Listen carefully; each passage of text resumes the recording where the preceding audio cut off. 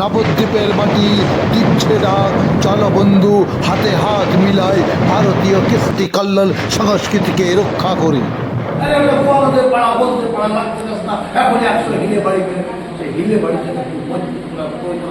অধিকারের স্বার্থে, জাতির স্বার্থে, সমাজের স্বার্থে, আমাদেরকে এগিয়ে যাওয়ার স্বার্থে, এবং কেউ চাই না মন্দির যেন প্রধান হয়, তাতে কলকাতি নাড়ে ওকে কি করে নামানো যায়, কি করে ওকে না আটটা জিনিস আপনাদের বুঝে নিতে হবে। ধরুন আমি ঘোষে করে ছেলে, আমি মন্ত্রী হয়ে গেছি, মন্ত্রী হলেও কিন্তু আমার হাত পাতা বাঁধা থাকে, আমি সেই ডাইরেকশন বাইরে।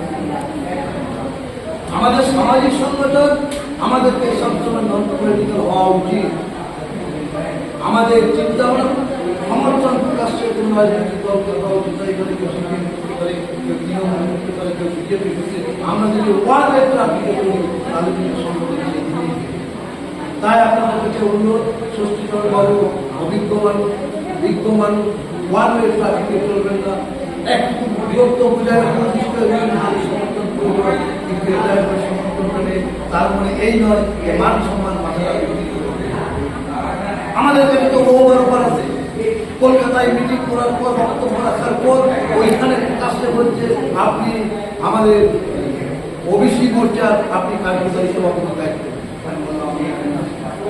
আমি আমার সমাজের কথা বলতেছি, আমি আমার জাতির কথা বলতেছি, আমি আমার গোয়ালা উন্নয়ন পর্ষদের কথা বলতেছি, আমার ওবিসি সার্টিফিকেটের কথা বলতেছি, আমার পৌঁছানোর ভূমির কথা বলতেছি, আমার এই হচ্ছে প্রোগ্রাম, এই হচ্ছে আমাদের এজেন্ডা, প্রত্যেকটা এজেন্ডাকে দিয়েছি এবং কায়দা করে এই লোকটি যদি ছিলেন মাননীয় সুনীল অধিকারী মহাশয়, স্বাক্ষর করে দিচ্ছি, এই হচ্ছে আমরা। আজকে যদি বিট্রাই করে সেই স্বাক্ষরের কপিটা পর্যন্ত আমি আপনাকে দিতে পারবো যে আপনি নির্বাচনের আগে কি প্রতিশ্রুতি দিয়েছিলেন, আর নির্বাচনের পর আমাদের প্রতিশ্রুতি কেন সময় দিতে হবে। হয়তো সেই সময়টা আসেনি বলে ডকুমেন্ট আমরা বের করেছি, ডকুমেন্ট ছাড়া কোনো এবং এই একটা সময় আমাদের সনাতন ছোট মনে করে এবং ওবিসি সার্টিফিকেটের বিষয়টা আপনারা প্রত্যেকে জ্ঞান করুন। ভিডিও অফিসে স্কুলের বাচ্চাদের পাশে যান, তাদের সার্টিফিকেট রক্ষা করুন এবং প্রণাম জানিয়ে ভগবান শ্রীকৃষ্ণের চরণে প্রণাম জানাই, নদিয়ার এই পবিত্র মাটিকে প্রণাম জানাই এবং এই নদিয়া থেকে ভারতবর্ষকে যেন পথ দেখায় এই বিশ্বাস আমার আছে। নদিয়ায় নতুন একটা ইতিহাস তৈরি করবে, এই কয়েকটি কথা বলে প্রত্যেকে সেই চরণে প্রণাম জানিয়ে আমি আমার বলব।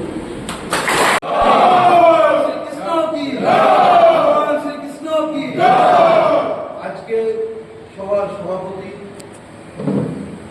ষষ্ঠীচরণ বাবু থেকে আরম্ভ করে বিভিন্ন জেলার নেতৃত্ব, রাজ্য নেতৃত্ব এসছেন। আমি কিন্তু বঙ্গীয় যাদব মহাসমিতির কিন্তু আমি সদস্য নই, আমি একজন গোয়ালা ঘরের ছেলে।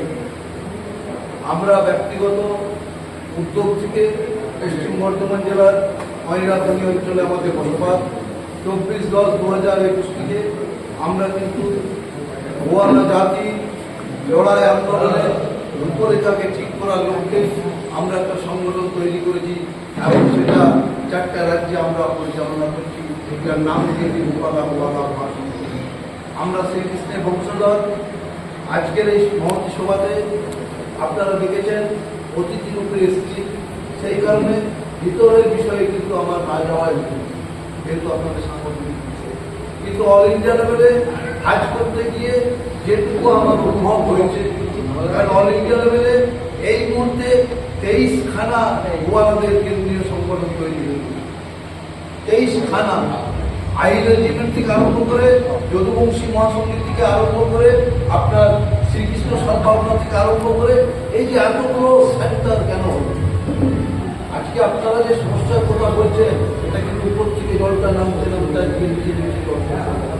এই নদীয়ার যে পবিত্র মাটি, এই সময়ে আপনারা যে এক জায়গায় মিলিত হয়েছেন, এটা হচ্ছে একটা সঠিক সময়। এবং এই সময়ে শুধু নদীয়া নয়, শুধু পশ্চিমবাংলা নয়, সারা ভারতবর্ষকে আপনারা কারণ নদীয়ার এই পবিত্র মাটি মুক্তির মাটি, মুক্তির পথ দেখাবেন। এবং সেখানে কাজ করতে যে আমরা যেটা দেখতে পেলাম, কারণ কোন একটা সার নিয়ম দিয়ে কোন একটা সংগঠন হয়নি। আহিররা বলছে যদি যাদব রেজিমেন্ট যাদব সময় থাকবে, আহির নামটা আমার কেন থাকবে না? কারণ ভারতবর্ষে যে রাজ্যগুলো ডাটা যদি দেখেন সেখানে বাউলি থেকে আরম্ভ করে ঘোষ ঘোষী থেকে আরম্ভ করে যাদব থেকে আরম্ভ করে রাও থেকে আরম্ভ করে মন্ডল থেকে আরম্ভ করে বিভিন্ন সাল আমরা জানি যদুবংশ থেকে যাদব বলা হয়। এই যে সাল নেমের প্রশ্নে সেইখানে একটা বড় মতাদর্শ তৈরি হয়ে গেছে, ঠাকুর তৈরি হয়ে গেছে সারা ভারত। আমরা গোয়ালা করে ছোট্ট একটি ক্ষুদ্র সন্তান হয়ে 23টা সংগঠনকে এক জায়গাতে নিয়ে আসার একটা প্রয়াস। তাদেরকে প্রত্যেককে বলেছি যে আপনাদের এজেন্ডা কি আছে, আপনাদের কর্মসূচি কি আছে, আপনাদের মেমোরেন্ডাম কি আছে, আপনারা কি চাইছেন সেটা আগে পরিষ্কার করুন। কারণ মোটরটা উদ্দেশ্যটা যদি ঠিক না থাকে তাহলে কিন্তু পদ্ধতি করতে আমরা কিন্তু হোটেল খাবো, আঁকা বাঁকা পথে চলবো আর নিজেদের মধ্যে গোষ্ঠীদ্বন্দ্ব করবো, মারামারি করবো, কে ভালো নয় কে খারাপ নয়, অন্ধমনির মধ্যে আমরা বসতে পারি। প্রথমত পরিচয় আমরা হচ্ছি ভারত। অতি অবশ্যই আমার জাতির কথা বলবো, সমাজের কথা বলবো, সামাজিক সংগঠনের কথা বলবো, বঞ্চনার কথা বলবো, অর্থনীতির কথা বলবো, রাজনীতির কথা বলবো, সমাজনীতির কথা বলবো, ধর্মনীতির কথা বলবো। তার আগে আমরা হচ্ছি ভারতীয়। তাহলে আমাদের ফার্স্ট এজেন্ডায় কি হওয়া উচিত? ভারতীয় কৃষ্টি কল্লোল সংস্কৃতির কথা আমাদের বলতে হবে। কারণ একটা সমাজ সভ্যতাকে বাঁচাতে পারে তার সংস্কৃতি। আপনারা জানেন যেভাবে পশ্চিমা সংস্কৃতি সমাজগুলোকে শেষ করে দিচ্ছে, তার বিরুদ্ধে রুখে দাঁড়াতে হবে। আমরা যদি সমাজটাকে বাঁচাতে না পারি, আজকে আমরা এমন ভারতীয় রূপে নিজেদেরকে তৈরি করছি, এমন মানুষ আমরা হয়েছি যে আমাদের চোখের সামনে বৃদ্ধাশ্রম গড়ে উঠছে, বাবা মাকে আমরা বৃদ্ধাশ্রমে এটা আমাদের পরিচয় না। তো হাত দুটো চোখ থাকলে মানুষ হয় না, আগে আমাদের মানুষ হতে হবে, মানুষ হতে হবে। আমরা সেই মানুষ গড়ার কারিগর আমাদের করতে হবে। প্রকৃত মানুষ যদি আমরা তৈরি করতে না পারি, মাটি থেকে নতুন আত্মনির্ভর ভারতবর্ষ কখনোই গড়ে উঠবে না।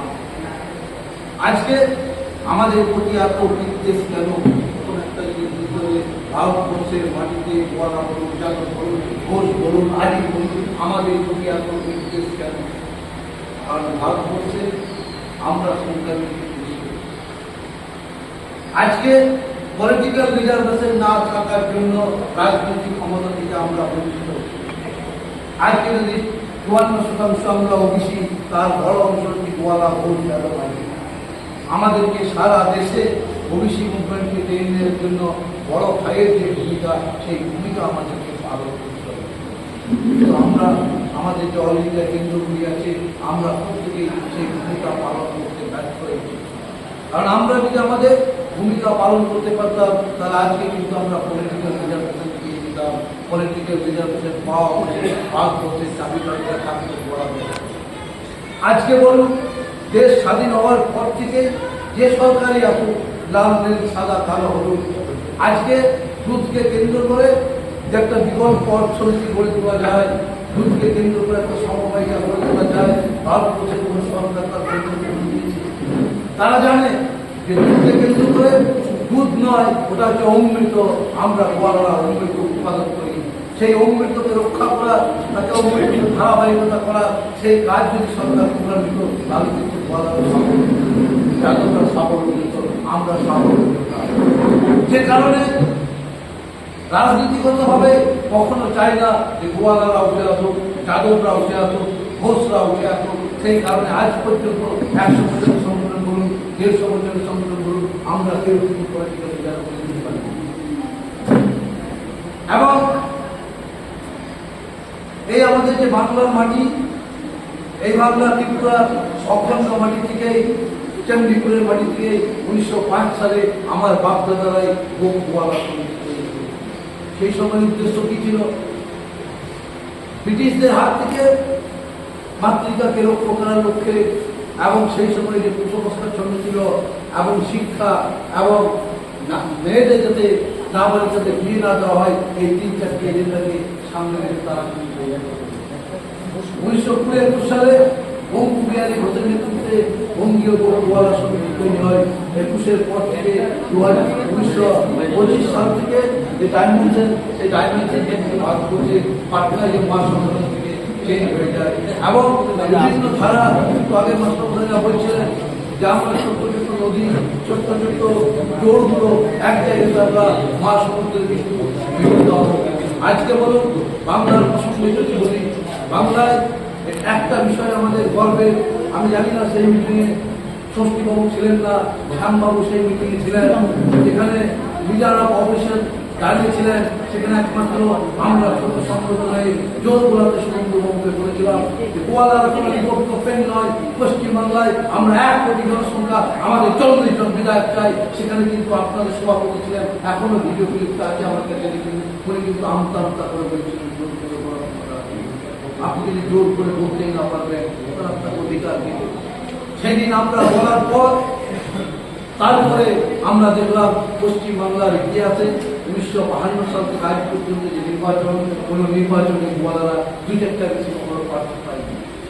এই প্রথম পশ্চিমবাংলার 2026-এর নির্বাচনে আমার বলতে কোনো দ্বিধা নেই, ভারতীয় জনতা পার্টির পক্ষ থেকে আপনার 33 জন প্রার্থী বিধানসভায় ফাইট করেছিলেন এবং তৃণমূল দেখা দেখি 17 জন প্রার্থী দিয়েছিলেন। এটা একটি বড় অ্যাচিভমেন্ট সংগঠনের, যে 50 জন প্রার্থী বিধানসভায় যে দিকে কিন্তু এই জিনিসটা যদি না থাকে, একতা যদি না থাকে, আর সঠিক জিনিসটা সঠিকভাবে যদি আমরা বলতে না পারি, তাহলে কিন্তু আরো আমরা পিছিয়ে। আজকে আমরা জানি ওবিসিকে কেন্দ্র করে 2009-10-এর বামপন্থী সরকারের সময় পিছনে দরজা দিয়ে তাদেরকে ওবিসি রেকমেন্ডেশন করা হয়েছিল, না বিধানসভায় কোনো আইন নিয়েছে, না ওবিসি কমিশন থেকে অনুমতি নিয়ে, এবং যে সরকারটি বিদায় নিল 2016 সালে তারাও সেটা করেছিলেন। এবং হাইকোর্টে একটি জনস্বাস্থ্য মামলা হয়, সেই জনস্বাস্থ্য মামলার পরিপ্রেক্ষিতে পিছনের দরজা দিয়ে যারা অবশিষ্ট ছিলেন তাদেরকে যেমন বহিষ্কার করা বাদ দিয়েছে, আমরা সাধুবাদ জানাই। কিন্তু সাথে সাথে আমরা পশ্চিমবাংলায় সনাতনী হিন্দু ওবিসিরা, আমরা যেখানে 38 থেকে 39%, 3.5 কোটি বেশি জনসংখ্যা, সেখানে আমাদের ভাগ্যে 7% কেন হবে? এই যে সিদ্ধান্ত, এই সিদ্ধান্তকে আপনাদের সমালোচনা, যেখানে আমাদের সমাজে ওবিসির বিরুদ্ধে যে সরকারি যে সিদ্ধান্ত নেই তার গঠনমূলক সমালোচনা। অনেকে বলবেন এই সরকার সময় দেওয়া হোক, কিন্তু তোমার জাস্টিফিকেশন কি আছে? কোন গ্রাউন্ডে তুমি আমাদেরকে 7% নিয়ে এলে? সেটা নিয়ে আসার পর আজকে রিভেরিফিকেশনের নাম করে বিডিও অফিসের দরজায় দরজায় আমাদের বাচ্চাদের এসগুলোদের বাচ্চায় বাচ্চায় ঘুরঘুর করতে সার্টিফিকেটগুলো রক্ষা করার জন্য, বাঁচানোর জন্য।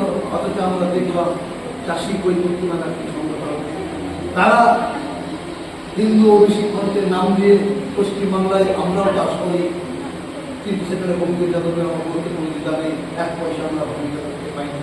এবং পশ্চিমবাংলায় একই সাথে 340টা ব্লকে কিন্তু ডেপুটেশন দেওয়া হয়েছিল।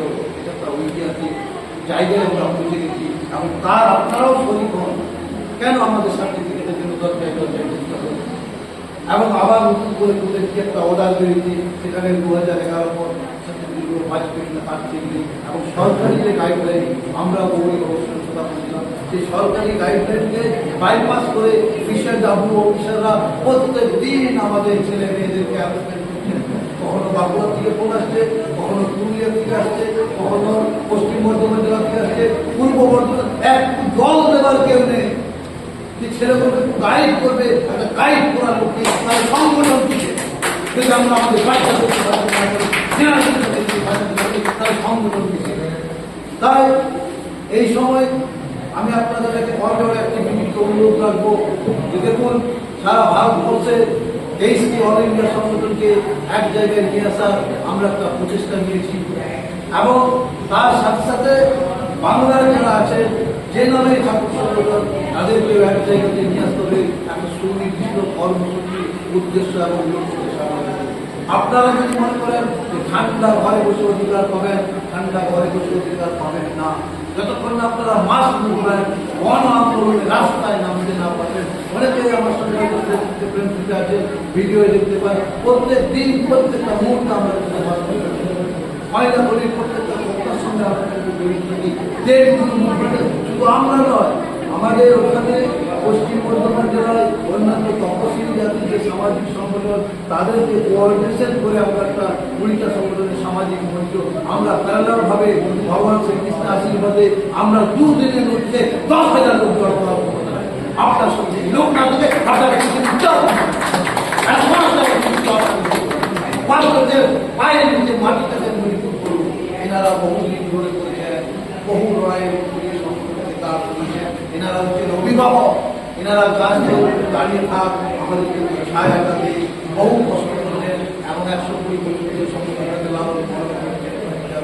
তাই মাটিটা যাতে নষ্ট না হয় সেই মাটিটাকে মজবুত করুন, গণভিতটাকে শক্ত করে ধরুন, আর গোয়ালাদের প্রত্যেকটা সমস্যার পাশে দাঁড়ান। কারণ আমরা বিশ্বাস করি, আমরা গোয়ালারা আমরা ভুলে গেছি যে আমাদের দিনের বাড়িটার কত ক্ষমতা। গোয়ালা